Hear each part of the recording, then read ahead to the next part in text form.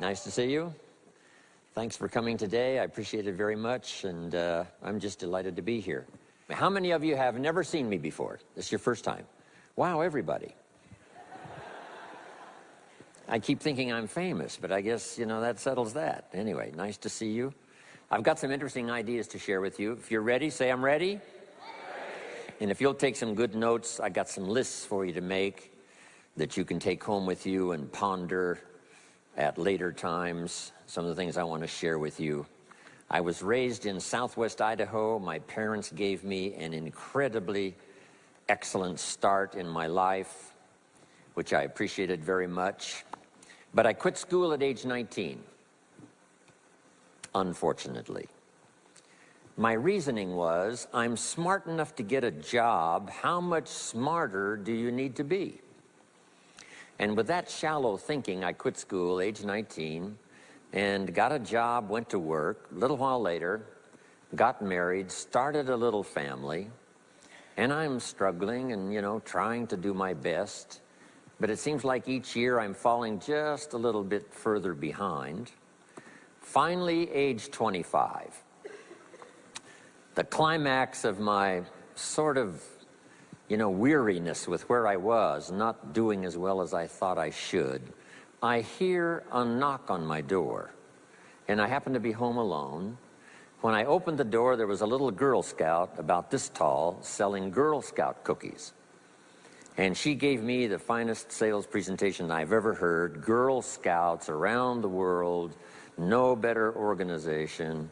And we've got these cookies, only $2, several flavors. And with a big smile, she very politely asked me to buy. No problem, I wanted to buy. Big problem, I haven't got $2 in my pocket. Now, I'm a grown man, I live in America, I've been to 1 year of college, I'm married, I've got a family, and I don't have $2 in my pocket. And I didn't want to tell her that. So I did what I thought was next best. I lied to her. I said, hey, look, I've already bought lots of Girl Scout cookies. I've still got plenty in the house that we haven't eaten yet. And she said, oh, that's wonderful. Thank you very much. And she leaves.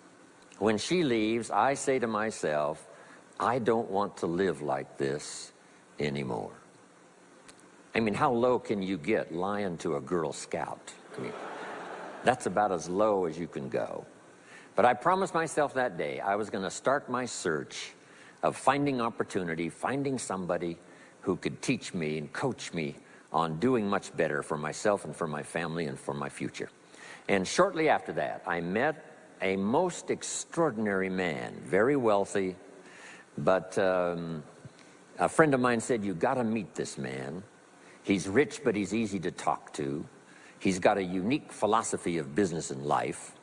And the more he told me about this man, the more I said, I've got to meet this guy. And shortly after that, I had a chance to meet him. Sure enough, when I met him, I was impressed. Obviously, he was rich, but he was friendly and easy to talk to. And I said to myself, if I could just get around someone like him, and if he would coach me, I would be willing to learn anything. I'd love to be like him. Well, my good fortune was he invited me to join his company, and over the next 5 years, my dream came true. He coached me and taught me how to turn my life from pennies to fortune. And he's not alive anymore, but I'd like to pay tribute to him one more time, Mr. Earl Schoaf, for the dramatic impact he had on my life, especially during that 5-year period. And so my whole life turned around. I made my fortune by the time I was 32, starting at age 25. And some of the ideas that I want to share with you today came from that 5-year experience. Then from there, I got into lecturing and giving seminars, and I've written a few books. And my career now spans about 41 years. But I'll never forget the impact this gentleman had on my life with a few simple concepts that totally changed my life, changed my future, and changed everything.